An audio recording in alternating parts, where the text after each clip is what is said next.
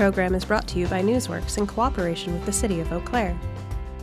This program is simulcast on WRFP-LP 101.9 FM. Hello and welcome to Meet the Candidates. In this series, Newsworks, an imprint of Valley Media Works, introduces you to candidates running for state and local level elections. The next election on April 2nd, 2019 will cover Eau Claire Area School District Board, Eau Claire City Council, and Eau Claire City Council President. I'm Heather Rigby, your host, and I'm joined today by Kate Beaton. Thanks for being here. All right, thanks for having me. Why don't we start by letting people know what you're running for? Yeah, I am Kate Beaton. I'm running for Eau Claire City Council at large, meaning I represent the entire city of Eau Claire, whereas there are some districts around the city. The at-large position represents the whole city. So, All right. yeah. And you're actually the incumbent. So what is inspiring you to continue to be a city council person? Yeah, I've served for 3 years on the Eau Claire City Council. I was first elected in 2016.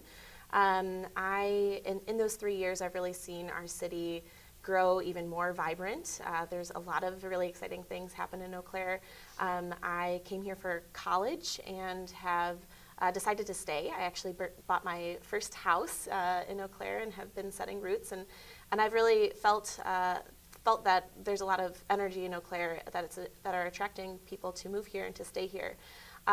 But as that growth is happening and that vibrant kind of direction that our city is going towards, there are a lot of people who are not feeling that growth and not feeling the benefits of that growth and vibrancy.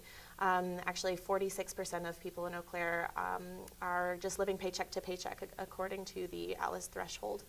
And we have 300 children living in homelessness in our city, and so we're seeing that some people in our city can appreciate that growth and can benefit from that, and some can't. And so I'm running for re-election because there's a lot of work yet to do. I've spent the last 3 years fighting to address poverty in our community, affordable housing.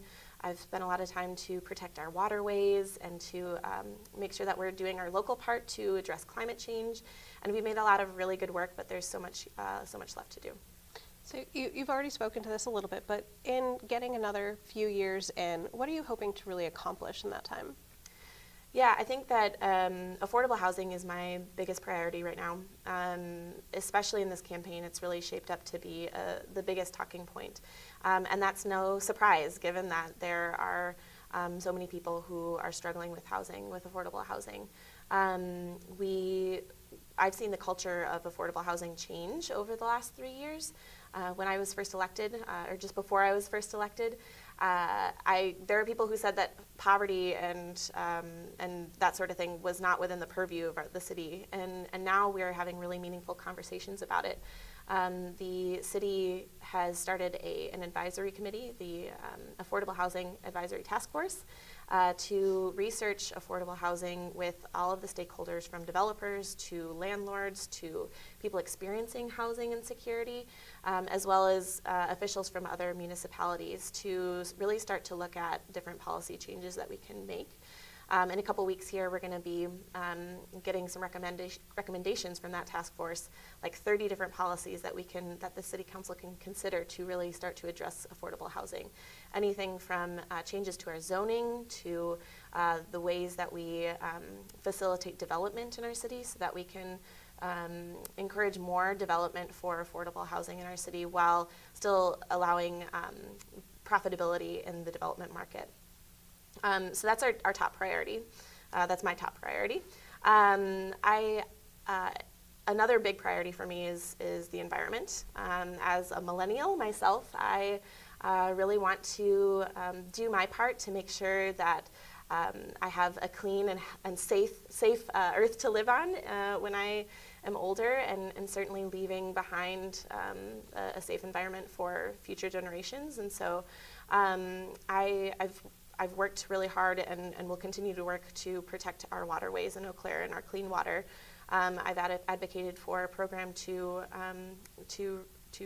remediate the lead piping that carries our water and can endanger our clean water and poison our children. And so I've advocated for programs to address that. I've advocated to protect our surface waters and our rivers, which of course are important for our health, but also important for our culture here in Eau Claire.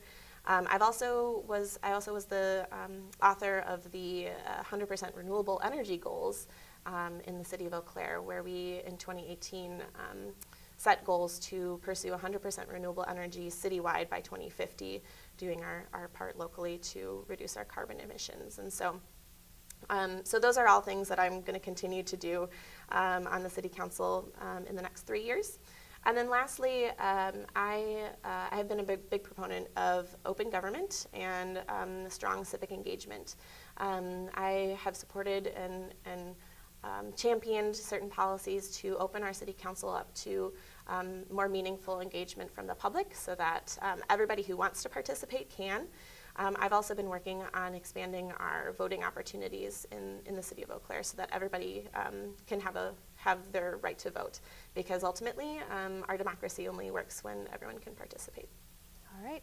For the voters who don't know already, what would you say are your qualifications to continue to be on City Council? Yeah, I think that as a foundation, the biggest benefit that I bring to the City Council is the unwavering value that we all do better when we all do better in our city. That's not something that you can necessarily learn, and so that's a value that I've always had and have always brought, and has really only been codified in the last 3 years. But beyond that, my 3 years that I've served on the City Council has really taught me a lot on how our city works, how our budget works, what it's like to work with our staff and community stakeholders. I've served on the advisory committee for the update of the comprehensive plan, which is a 10-year document that guides our city. I've served on the Waterways and Parks Commission. I've served on the Housing Authority. I've served on the Grants Committee for Visit Eau Claire, as well as the Appointments Committee. And so I have a diversity of different experiences with different committees in our city.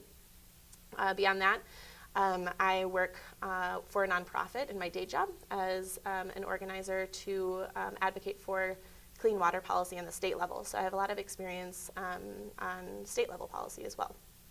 All right. Is there anything else you'd like voters to know before they head out to the voting booth on April 2nd?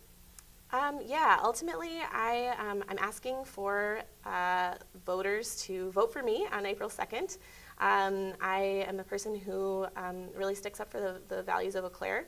I'm somebody who wants to put people first and to lead by empowering, and I think that I'm asking for everyone's vote on April 2nd.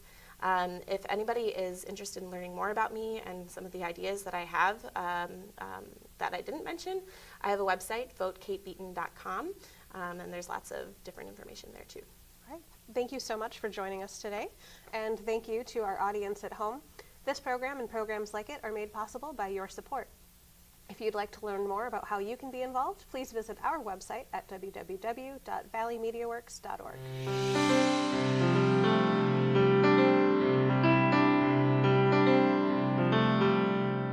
This program was brought to you by a cooperation between Newsworks and the City of Eau Claire.